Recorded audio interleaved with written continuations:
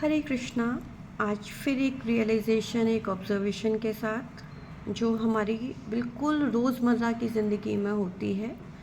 बस हम कहते नहीं हैं, मानते नहीं हैं, कई बार मानते हैं तो एक्सप्रेस नहीं करते हैं कि समाज क्या कहेगा, परिवार क्या कहेगा, या मेरे बच्चे क्या कहेंगे, मेरे पति क्या कहेंगे, मेरी पत्नी क्या सोचेगी, ब्ला ब्ला ब्ला, बहुत सारे restrictions.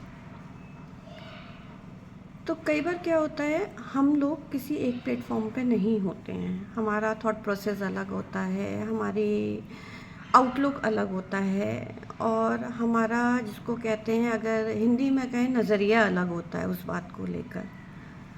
Definitely as an individual हो सकता है और होता भी है, मतलब मेरे ख्याल से 80-85% केसेस में होता ही है अलग, जिसकी वजह से जहाँ हम ज़्यादा क्लोज़ होते हैं, जहाँ हम फॉर्मल नहीं होते हैं, वहाँ कुछ कॉन्फ्लिक्ट्स भी होते हैं, चाहे वो आपके एक अच्छे दोस्त के साथ हुए हों या आपके परिवार में किसी के साथ हुए हों। लेकिन हम क्या करते हैं, उन कॉन्फ्लिक्ट्स को बढ़ने देते हैं, रिजॉल्व नहीं करते हैं, उन पर बात नहीं करते हैं। क्यों? रिश्ता ख़राब हो जाएगा, कलेश हो जाएगी, ब्लंडर हो जाएगा, परिवार की बात बाहर चली जाएगी, लोग क्या कहेंगे, समाज क्या कहेगा, तो घर की बात घर में रहने देते हैं। बहुत सारे ऐसे थॉट्स के साथ, ऐसी रेस्ट्रिक्शंस के साथ ही हम रहना शुरू कर देते हैं।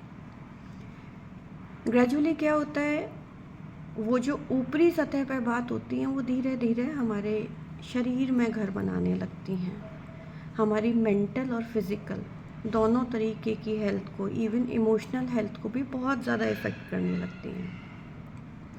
बहुत सारे ब्लॉकेजेस हो जाते हैं, हमारे चक्रास ब्लॉक हो जाते हैं, हमको कोई ना कोई वो इलनेस बन के ऊपर आने लगते हैं, डिप्रेशन बन के वो ऊपर आने लगते हैं।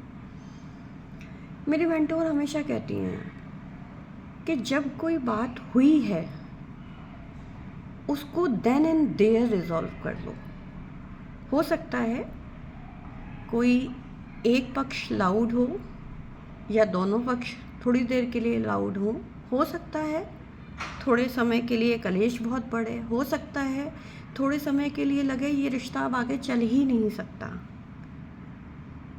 लेकिन जब हम उस बात को तभी के तभी रिजॉल्व कर लेते हैं, तो वो बात आपके अंदर घर नहीं बनाती है, आपको और नेगेटिव थॉट्स के साथ नहीं घेरती है। ठीक है, हो सकता है आपका वो रिश्ता आगे ना जाए और इसी में दोनों की बेहतरी हो, लेकिन किसी को भी ढोने से अच्छा है कि हम उसको पहले धो लें, धो के देख लें साफ़ हो रहा है या नहीं, बात करके देख लें रिजॉल्व कर सकते हैं या नहीं। और अगर हम नहीं भी बात करेंगे तो भले ऊपर से ना हो, लेकिन अंदर से वो रिश्ता कमज़ोर पड़ते पड़ते एक दिन ख़त्म हो ही जाएगा। हमारे इमोशंस, हमारे थॉट्स, हमारा प्यार उस रिश्ते के लिए कम होते होते एक दिन मर ही जाएगा। आप उस रिश्ते के लिए कभी ना कभी ऐसा समय आएगा जब आप कुछ महसूस नहीं करोगे। उसके साथ कुछ अच्छा हो गया, ठीक है ना, कुछ बुरा हो गया, कोई बात नहीं, हो जाता है, आप उस फेज़ में आ जाओगे। तो बेटर है कि जो प्रॉब्लम जब हो रही है, जब समझ में आ रही है, तभी हम उस पर बात कर लें, और किसी रिश्ते को ढोने की बजाय हम पहले धो लें, और अगर नहीं साफ़ हो पा रहा है तो बहुत हेल्दी वे में अपने अपने रास्ते पे आगे बढ़ जाएं, विद नो ग्रजेस, कोई हार्ड फीलिंग्स ना हो एक दूसरे के लिए, कोई ख़राब फीलिंग ना लेके चलें।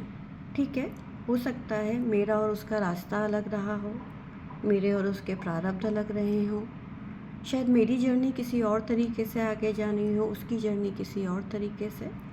तो इस एक्सेप्टेंस के साथ हम आगे बढ़ जाएं, तो एक आप रिश्ते को फिर भी एक खूबसूरत मोड़ पे छोड़ते हो, जहां आप जब भी दोबारा कभी आमने सामने होगे तो आप मुस्कुरा के मिल पाओगे। कभी रिश्ते को इतना ख़राब ना कर दें कि एक दूसरे को देख के मुस्कुराते में भी हमको ज़ोर आए। तो it's better to talk than to remain silent. Hare Krishna.